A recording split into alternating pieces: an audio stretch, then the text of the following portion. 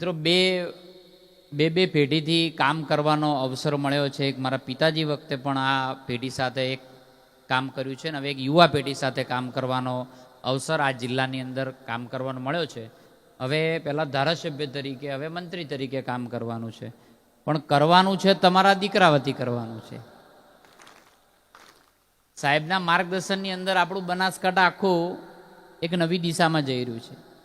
નરેન્દ્રભાઈના નેતૃત્વમાં, ભૂપેન્દ્રભાઈના નેતૃત્વમાં 2047માં કેમ ગુજરાતને વિકસિત કરવો એ થઈ રહ્યું છે.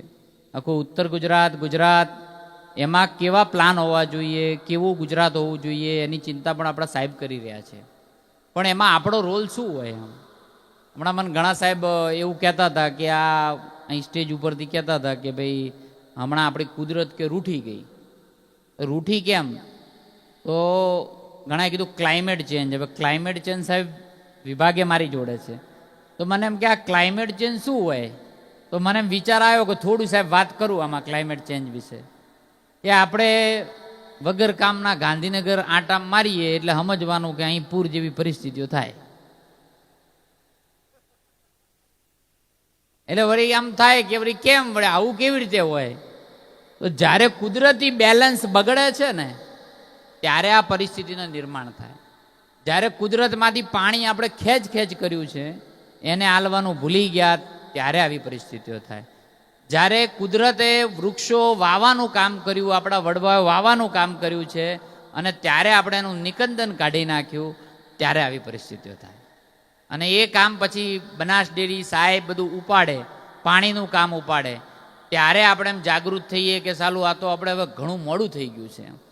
આબોહવા પરિવર્તન, જળવાયુ પરિવર્તન એટલે આ. એટલે અમે હમણાં સાહેબ સાથે વાત કરતા હતા જિલ્લામાં પણ, જ્યારે સત્કાર સમારંભ હતો ત્યારે મેં વાત કરી હતી કે સાહેબ આપણે સચિવાલયનો ડેટા કાઢીએ કે સૌથી વધારે કયા જિલ્લાના વ્યક્તિઓ એ ગોધીનગર આવે તો કયો જિલ્લાનો નંબર આવતો હતો સાહેબ? આપણું બનાસકાંઠા.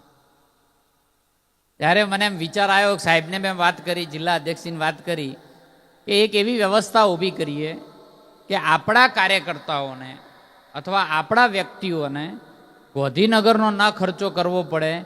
એના માટે સચિવાલયનું નાનું સ્વરૂપ અહીં બનાસકાંઠામાં કરી દેવામાં આવે તો લગભગ બધાનો ખર્ચો બચી જાય. અને સાહેબે પણ એ દિશાની અંદર પ્રયત્ન કર્યો છે. આપણે સાથે મળીને એવો કદાચ પ્રયત્ન કરીએ તો ઘણા બધા લોકોના લાખો રૂપિયા બચી જાય એમ છે.